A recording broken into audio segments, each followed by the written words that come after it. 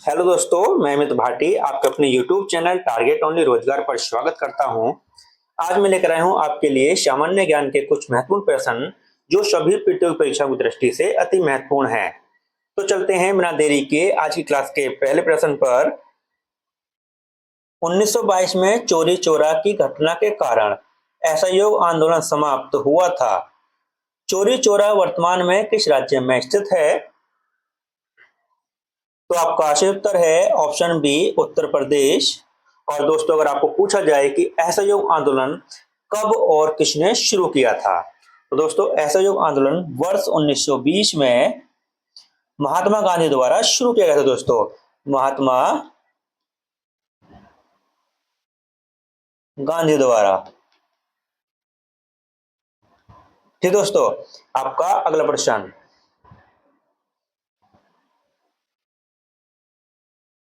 भारतीय संविधान के अनुच्छेद 18 के अनुसार राज्य द्वारा किस प्रकार की उपाधि प्रदान की जा सकती है? तो आपका सही उत्तर है ऑप्शन सी, सैन्य और शैक्षणिक। आपका अगला प्रश्न।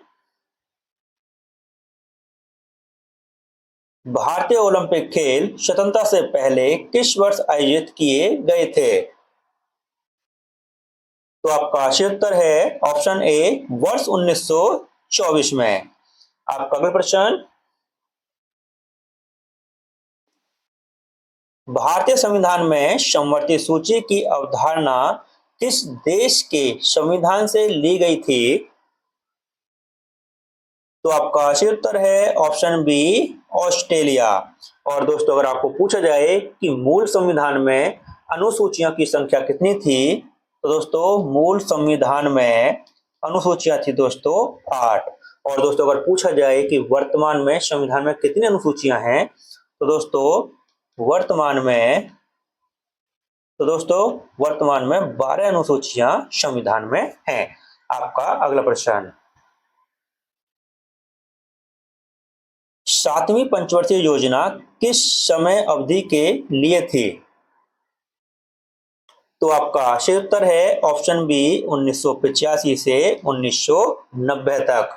और दोस्तों, अगर पूछा जाए कि पहली पंचवर्षीय योजना का समय क्या था, तो दोस्तों पहली का था वर्ष 1951 से 1956 तक दोस्तों। और दोस्तों, अगर पूछा जाए अंतिम या 12वीं पंचवर्षीय योजना, क्योंकि दोस्तों 12वीं पंचवर्षीय योजना के बाद में कोई भी योजना नहीं आई है, तो अंतिम बोलो या 12वीं बोलो, तो दोस्तों 12वीं का जो समय था वह था 2012 से 2017 तक दोस्तों। तो दोस्तों, मैं आपको बताता हूँ क्वेश्चन पेपर में किस तरीके से आया है। दोस्तों पूछता है कि 12वीं पंचवर्षीय योजना का समय क्या था, तो दोस्तों 2012 से 2017।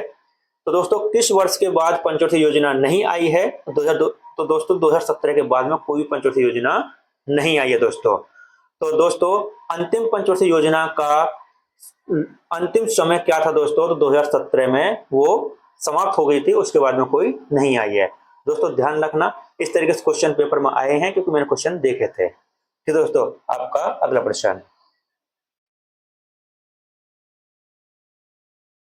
विकास का एलपीजी मॉडल 1991 में तत्कालीन किस वित्त मंत्री द्वारा पेश किया गया था?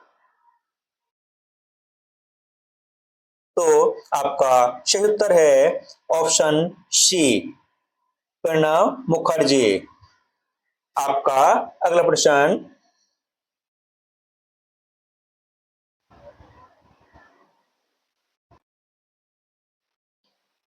जल जलाशय, बांध और तटबंध किस हड़प्पा स्थल पर पाए गए थे?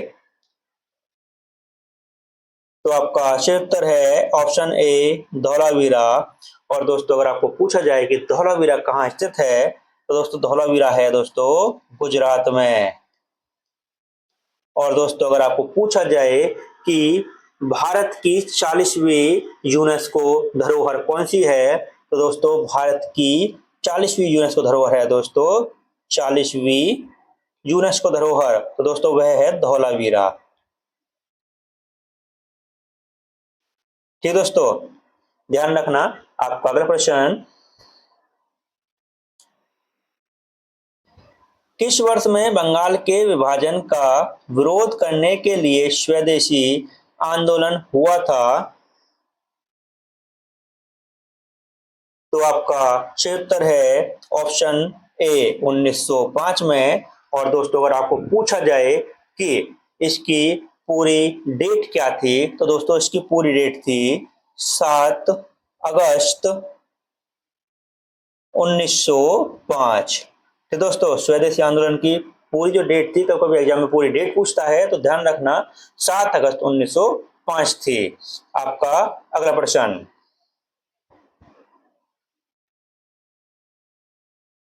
आर्य समाज की स्थापना कब की गई? तो आपका सही उत्तर है ऑप्शन सी वर्ष 1875 में। और दोस्तों अगर आपको पूछा जाए कि आर्य समाज की स्थापना किसने की थी, तो दोस्तों आर्य समाज की स्थापना की थी दयानंद सरस्वती ने दोस्तों। और दोस्तों अगर पूछा जाए कि आर्य समाज की स्थापना कहां पर की गई थी, तो दोस्तों इसकी स्थापना की गई थी मुंबई में। आपका अगला प्रश्न,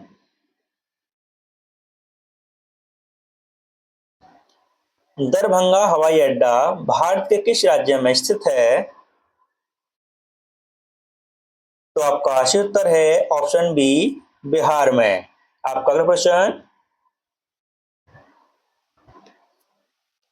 विक्रम संवत निम्नलिखित में से किस वर्ष से प्रारंभ होता है? तो आपका सही उत्तर है ऑप्शन बी 57 ईसा पूर्व। और दोस्तों अगर आपको पूछा जाए कि विक्रम संवत को किसने शुरू किया था, तो दोस्तों इसको शुरू किया था चंद्रगुप्त विक्रमादित्य दोस्तों, विक्रमादित्य।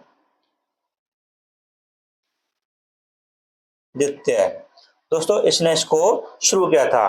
दोस्तों अगर पूछा जाए कि विक्रम संवत कब शुरू हुआ था, तो 57 ईसा पूर्व में हुआ था।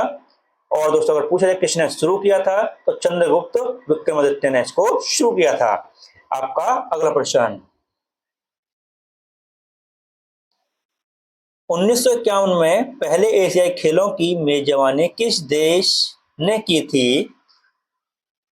तो आपका सही उत्तर है ऑप्शन डी भारत। और दोस्तों अगर भारत में कहां पर हुई थी, दोस्तों यह हुई थी नई दिल्ली में।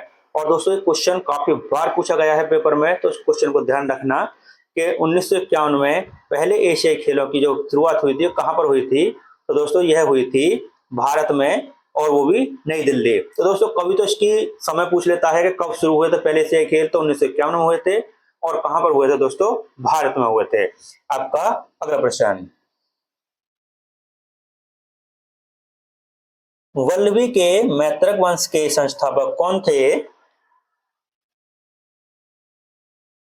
तो आपका सही उत्तर है ऑप्शन ए भटार्क। आपका अगला प्रश्न, पंचायती राज व्यवस्था सबसे पहले भारत के किस राज्य में लागू की गई थी? तो आपका सही उत्तर है ऑप्शन ए राजस्थान। और दोस्तों अगर पूछा जाए कि राजस्थान में भी कहां पर लागू की गई थी, तो दोस्तों यह की गई थी नागौर में।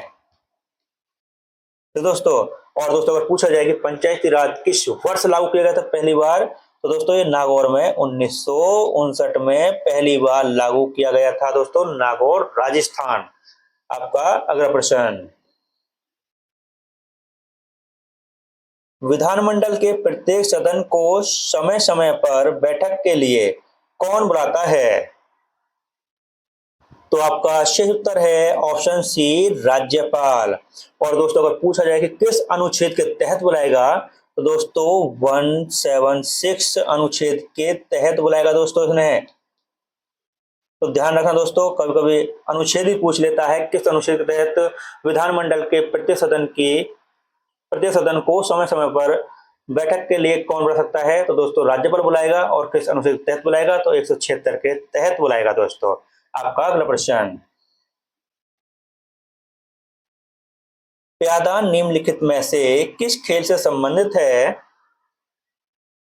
तो आपका सही उत्तर है ऑप्शन सी, शतरंज से। आपका अगला प्रश्न, भारतीय संविधान का कौन सा अनुच्छेद विधेयकों पर राज्यपाल की स्वीकृति से संबंधित है? तो आपका सही उत्तर है ऑप्शन बी, अनुच्छेद 201। आपका अगला प्रश्न, मगध साम्राज्य पर शासन करने वाले प्रथम राजवंश का नाम क्या था? तो आपका सही उत्तर है ऑप्शन बी, हर्यक वंश। आपका अगला प्रश्न,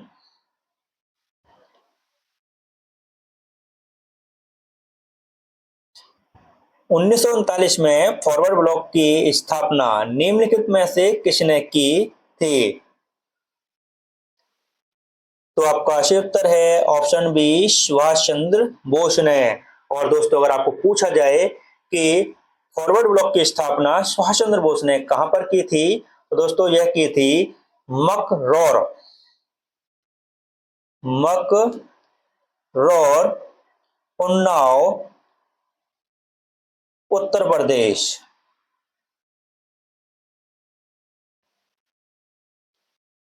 दोस्तों फॉरवर्ड ब्लॉक की स्थापना सुभाष चंद्र बोस ने कहां पर की थी दोस्तों? मकरौर, उन्नाव, उत्तर प्रदेश में। ठीक दोस्तों, आपका अगला प्रश्न,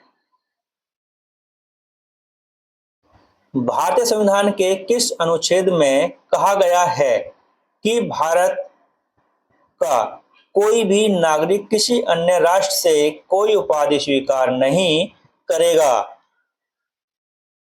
तो आपका सही उत्तर है ऑप्शन सी, अनुच्छेद 18 का 2। और दोस्तों कभी कोई लिख के देगा 18 में इस 2 के स्थान पर कभी कभी ख भी लिख देगा दोस्तों, ख लिख देगा, या फिर बी लिख देगा, कुछ भी लिख सकता है दोस्तों, ध्यान रखना, क्योंकि ए होता है 1 पर, बी 2 पर होता है, क के बाद ख आता है सेकंड स्थान पर, क 1 पर होगा दोस्तों। तो ध्यान रखना, कभी कभी 2 के स्थान पर ख भी लिख के देगा, बी भी लिख सकता है। तो दोस्तों ध्यान रखना, और इसका जो सही उत्तर है वह है ऑप्शन सी, अनुच्छेद 18 का 2। आपका अगला प्रश्न, प्रधानमंत्री गरीब कल्याण योजना किस वर्ष शुरू की गई थी? तो आपका सही उत्तर है ऑप्शन सी, वर्ष 2016 में। आपका अगला प्रश्न, धौलावीरा का हड़प्पा नगर कितने भागों में विभाजित है? तो आपका सही उत्तर है ऑप्शन ए, 3 भागों में।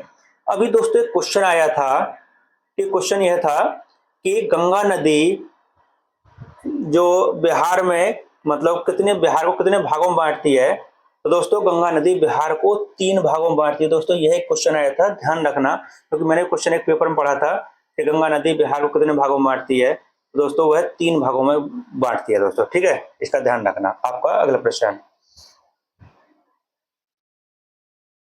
ओजोन अणु का आणविक द्रव्यमान कितना होता है? तो आपका सही उत्तर है ऑप्शन ए, 48। आपका अगला प्रश्न, प्रधानमंत्री जनधन योजना का नारा क्या है? तो आपका सही उत्तर है ऑप्शन सी, मेरा खाता भाग्य विधाता। और दोस्तों अगर पूछा जाए कि प्रधानमंत्री जनधन योजना की घोषणा कब हुई थी, तो दोस्तों इसकी घोषणा हुई थी 15 अगस्त 2014 को। और दोस्तों इसे कब शुरू किया गया था दोस्तों? तो इसको शुरू किया गया था 28 अगस्त 2014 को। तो दोस्तों ध्यान रखना, इसकी प्रधानमंत्री जनधन योजना की जो घोषणा हुई थी वह हुई थी 15 अगस्त 2014 को, प्रधानमंत्री नरेंद्र मोदी जी ने की थी, यह की थी लाल किले दिल्ली से। ठीक है दोस्तों, और दोस्तों इसको जो शुरू किया गया था वह शुरू किया गया था 28 अगस्त 2014 से। ठीक दोस्तों, आपका अगला प्रश्न,